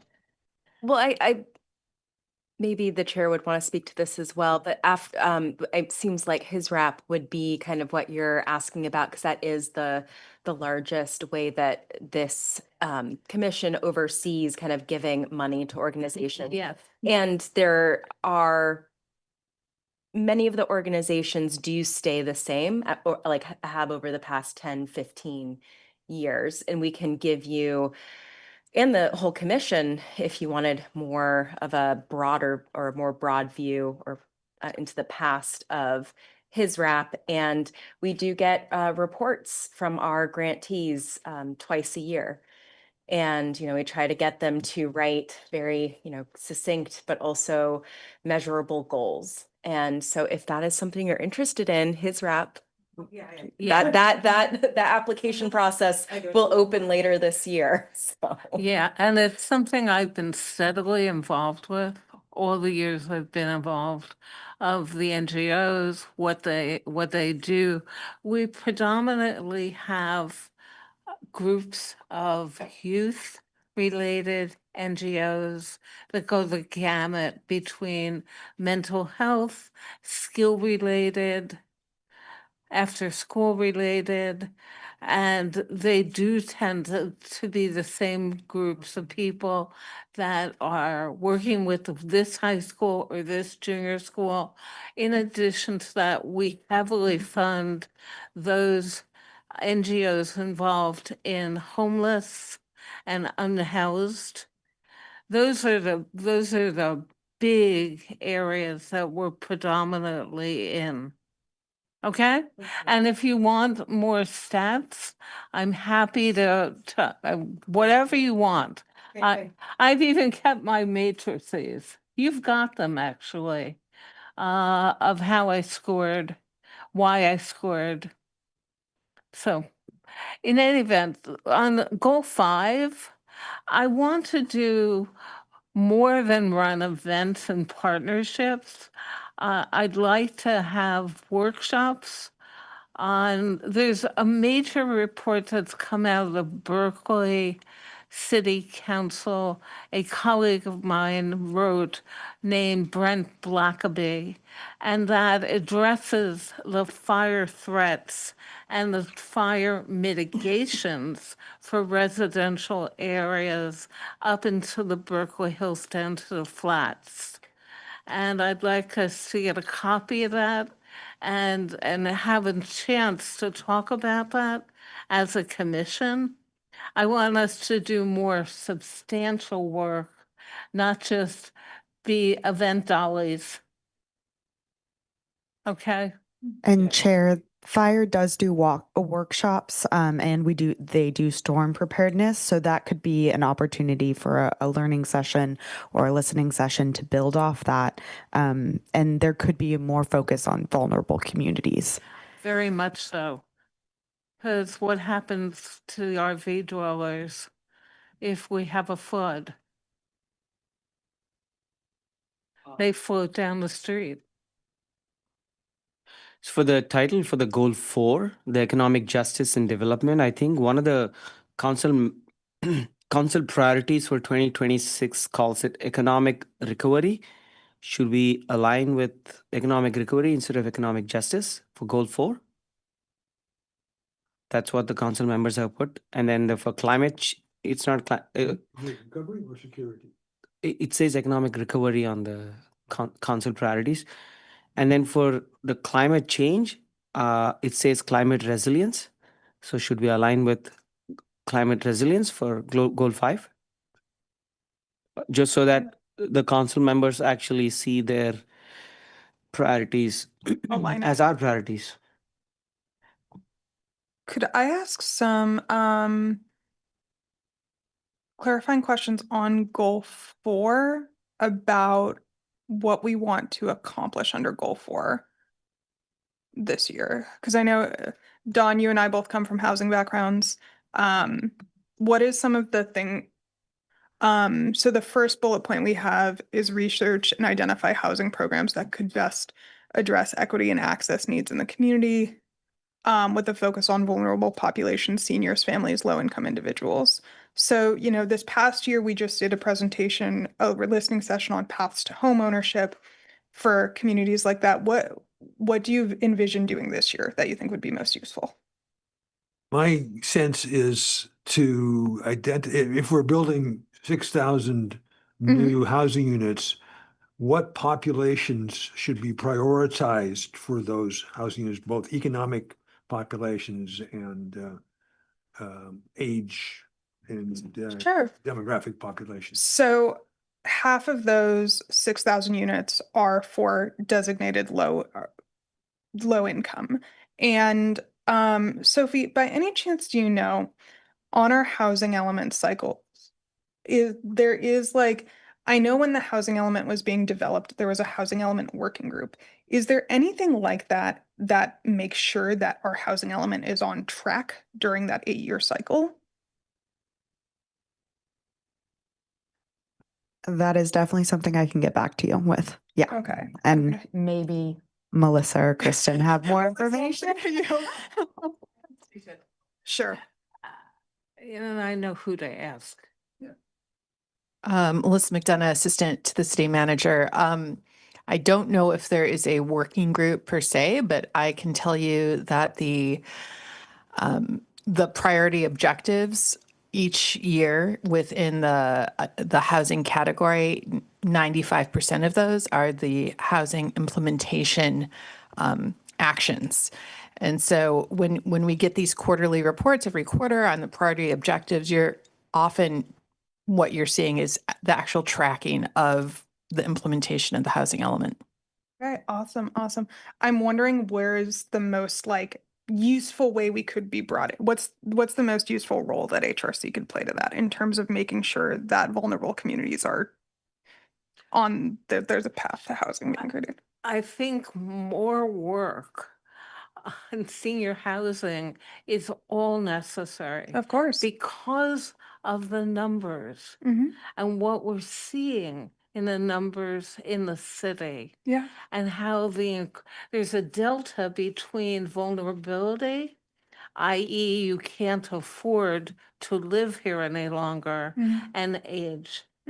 So I think that is our sweet spot, as well as looking at the long-term housing unavailability. And are RV dwellers going to become permanent fixtures of this community? And how do we offer the right services to them Absolutely. long-term? Absolutely. What I'm trying to just get clarity on is the pragmatic goal this year is is it taking the temperature of the senior organization serving? How is it having a check-in with some of the organizations that serve these communities? I'm just trying to get a little bit more of a clarity on that. I think the more direct approach is to talk to the nonprofit housing developers because, for example, at the same time that Alta Housing said we'd like to build housing on the lot T, I think it was T. Yeah. Kipling and Kipling. Mid-Peninsula Housing said that they would like to build senior housing on lot C, which happens to be the lot behind Avenidas on Ramona Street. And that one hasn't really come. Mid-Peninsula Housing, I have met with the director of Mid-Peninsula Housing, and the development director, and they're very anxious to build a very big senior community. And it hasn't moved at all with the city council. Okay, that's exactly what I was looking for. So I think that let's combine, I think these 2 bullet points, the first 2 bullet points under goal 4, and I think let's maybe add, I think starting with liaisoning with the affordable housing developers, I think that is a great starting point for us. There was one more topic on that from a city council priority list on the housing, which is number 2 for them, which is the renter protection, ongoing implementation of tenant protection policies and fair housing services. Is there something that you guys want to add on that front?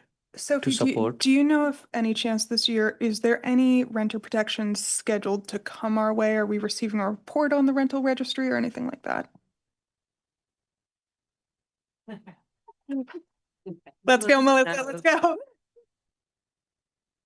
Hi again, Melissa, assistant to the city manager.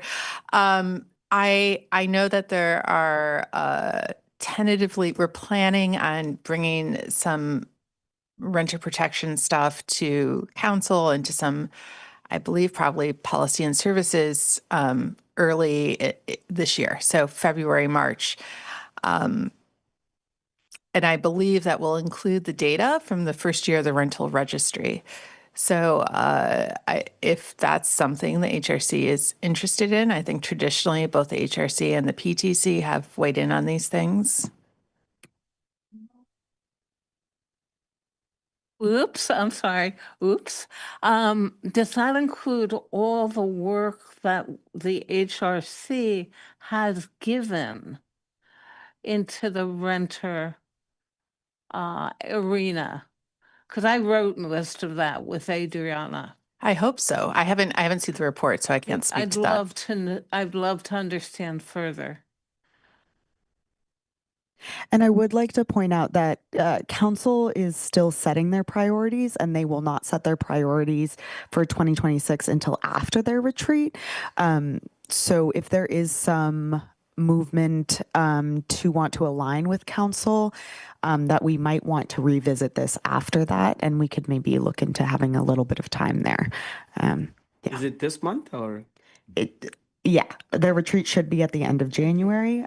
So it could be something that we put on the agenda for our next HRC meeting, because I'm hearing some desire to align.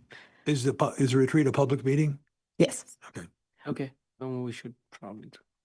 Now, going back to my favorite category, which is goal 3, that's become a laundry list. I'm missing a few things, which is all the work that we continue to do with the community on fraud protection. We ran a standing room only fraud protection workshop, and it was populated mostly by seniors.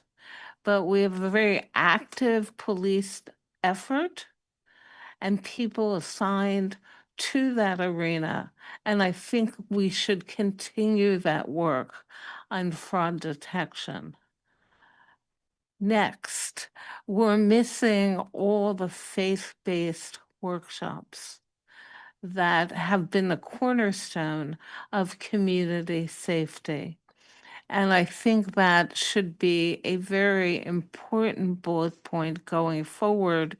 We were so successful that the city manager's office now wants to collaborate on anything that we do in the future. And our former mayor, Lowing, had encouraged me particularly to keep the dialogue moving. So I think we have a lot of work to do in that arena, and it should fall in the public community safety arena. I'm going to make a suggestion that I know everybody will love. I have a feeling that goal 3 may need to be split into safety and engagement and be 2 separate goals, because this is becoming a long list. It's a laundry list. And I also just want to acknowledge, because I know, Sophie, you did ask about this, but I know that CDAW is coming to us. I'm going to just assume that that falls under our core responsibilities of serving vulnerable communities. So why don't we go back to community safety and just a big bucket for engagement? And Chair, I do want to remind you that CDOS should be one of your goals. What? CDOS should Yes, be one of your yes, goals. Yes, yes. It should be under our core responsibilities. That should be a bullet. Okay, that everything we do takes that into consideration with everything we do in the city. I just would like to point out that from City Council, it will be recommended that the HRC work on specific areas of CDAW, and Oh, that will take up some time. So okay. it is a part of a core responsibility, but I would also advise that it be a goal and that maybe some of the previous goals, while all amazing and very detailed, are refined a little bit. For just for the new commissioners, could you provide a little bit more context that CDAW is the what is It's the about acronyms? women Yeah. and equality. So CDAW is advancing equality for women, especially within the public sector. Let me bring it up 1 second. We will essentially, and correct me if I'm wrong, but we will be looking at the application of CDAW. So that is, how do we enforce gender equity? How do we make sure that women are being served in specific? Yes, and there'll be specific areas where you'll need to focus, for example, childcare, Okay. for the unhoused. So that will be a big chunk of work for this year. Yeah. Okay. Well, for example, one of Sophie, the first home key in setting, shall we say, in Mountain View, I was really surprised and upset that bathrooms were purposely made outside the room to encourage community, and the people did not stay in their rooms. But the notion of women that often have to use the restroom in the middle of the night, having to get dressed, put their clothes on, and go outside their room was appalling to me. I remember it well, and it's changed because of many of the comments they got. Being a woman who goes to the bathroom once or twice a night, I don't know how you could stay safe. So it may fold into the things that we talk about, such as the unhoused, vulnerable populations, and always keeping that close and dear to our hearts. I think that's an important Yeah, accessibility angle highlight, and I just want to provide clarity. You were saying that council is going to recommend that a individual goal, so right. be CDAW, figuring out CDAW implementation. Council is recommending that the HRC provide some recommendations to council about CDAW. I am recommending that you make it a goal because it will take up a good amount of time and you may want to have a subcommittee dedicated to it. But the actual recommendation from council is just for you guys to work on it. Okay. What does So CEDA stand for? Convention on the Oh, got it. Thanks. why don't we make community, it just kind of went away, community safety and engagement, two different buckets, and then add our final bucket, seven, as its own category, so we can address the issues going forward for council.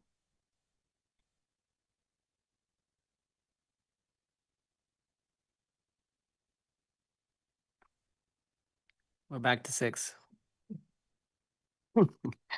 Okay, Now 7? No, Yeah. 6. but take out engagement from community safety on number 3.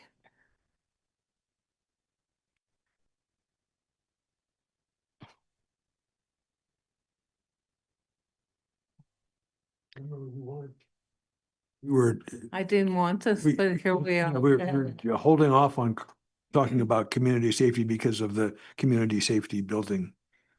Right. No, We could just say safety. let's No, just call it safety. Just So call it safety. can the can the 3 bullet points be part of the community engagement, and probably we can just remove the whole goal 3. And anyway, we are aligned. Our alliance with the police department is part of the core responsibility, so we can actually get rid of goal 3 and call it community engagement and development. Is that possible? So we had just suggested splitting them because it was getting too much under one goal. It was becoming a laundry list and losing the specificity, which is critical. I would maybe go through each point, and remember you have a year, and it refine down. For example, in safety, you have, and sorry, my eyesight is not that great, but incidences of crimes in the community, you have a street safety issue, you also have fraud protection, you also have faith-based communities. That could be the entire work plan for a year. For a year. So, I would really recommend going back and narrowing these amazing ideas, but narrowing them down. Mm-hmm. Yep.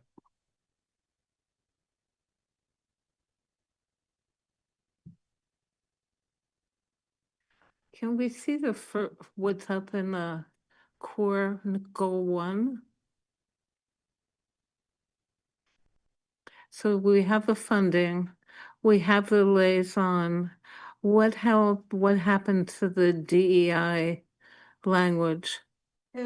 So under look at the affect the sense of inclusion and belonging in the community.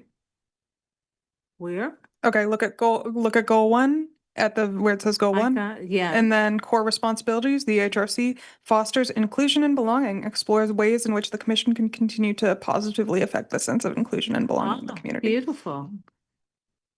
One thing to add under goal 2, can you add youth mental health and suicide prevention Yeah. instead of youth mental? Mhm. How do people feel about, I would like the bullet points under the goals to be as specific as possible, because then we know what we're actually doing. So I'm okay if, like, for example, for the LGBTQ North County Resource Center, if we just get an update, even if it is brief, about what is the if there is a status of that, has what it was the last time progress was made on that, that like I'm good with that. That's very accomplishable. Presentation by Project Safety Net, that's very accomplishable. The big bucket is number 1, which is the efforts and reviewing them. Mhm. That's the meat. Yeah.